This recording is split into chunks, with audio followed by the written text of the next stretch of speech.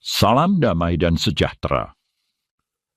Setelah seminggu lebih dari kejadiannya, akhirnya Vatikan mengeluarkan protes resmi terhadap penghujatan Tuhan yang terjadi pada pembukaan Olimpiade Paris 2024. Berikut terjemahan dari pernyataan basa-basi sepanjang 5 baris dari Vatikan. Komunike Tahta Suci 3 Agustus 2024. Tahta Suci bersedih atas kejadian-kejadian tertentu selama upacara pembukaan Olimpiade Paris dan hanya dapat bergabung dengan suara-suara yang telah disuarakan dalam beberapa hari terakhir untuk menyesalkan penghinaan yang dilakukan terhadap banyak orang Kristen dan penganut agama lain. Pada acara bergengsi di mana seluruh dunia berkumpul untuk berbagi nilai-nilai bersama, tidak boleh ada sindiran yang mengejek keyakinan agama banyak orang. Kebebasan berekspresi yang jelas tidak dipertanyakan di sini dibatasi oleh rasa hormat terhadap orang lain. Apa yang dapat kita simpulkan dari pernyataan Vatikan ini?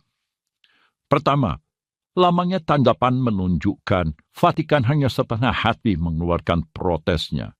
Dan protes itu pun lebih karena ingin menunjukkan solidaritas dengan suara-suara protes yang sudah muncul lebih dulu. Jadi ini bukan pernyataan yang muncul dari keinginan Vatikan sendiri. Kedua, kejadian yang diprotes hanya penghinaan. Entah penghinaan macam apa terhadap Kristen dan agama lain. Ini pernyataan yang sangat umum dan ambigu. Padahal kejadian kontroversial yang dikecam banyak orang itu adalah pelecehan terang-terangan terhadap iman Kristen dalam parodi perjamuan terakhir oleh sekumpulan LGBT. 3, dan yang terpenting, yang diprotes hanyalah kebebasan berekspresi yang dipandang mengejek atau menyerang perasaan orang lain, dalam hal ini rasa religiositas mereka. Sama sekali tidak disinggung soal penghinaan atau penghujatan terang-terangan terhadap Tuhan Yesus Kristus. Padahal ini yang paling penting dari semuanya.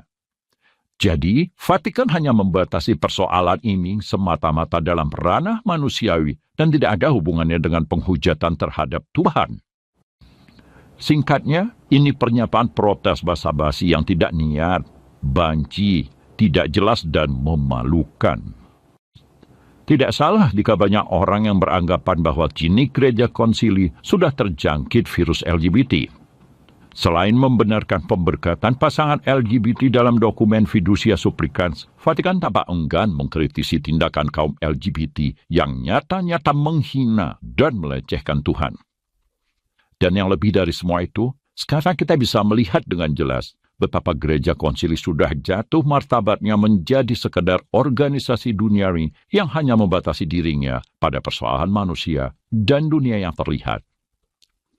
Gereja konsili betul-betul sudah kehilangan sifat supranaturalnya, sehingga sama sekali tidak peduli pada penghinaan yang dilakukan terhadap Tuhan.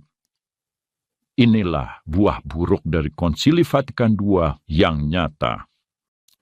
Sudah selayaknya gereja konsili yang murtad dan melupakan Tuhan ini kita tinggalkan, seperti yang dikatakan Tuhan dalam kitab Wahyu. Pergilah kamu, hai umatku, pergilah daripadanya, supaya kamu jangan mengambil bagian dalam dosa-dosanya, dan supaya kamu jangan turut ditimpa malapetaka-malapetakanya. Wahyu bab 18 ayat 4. Apakah itu artinya keluar dari gereja Katolik? Sama sekali tidak.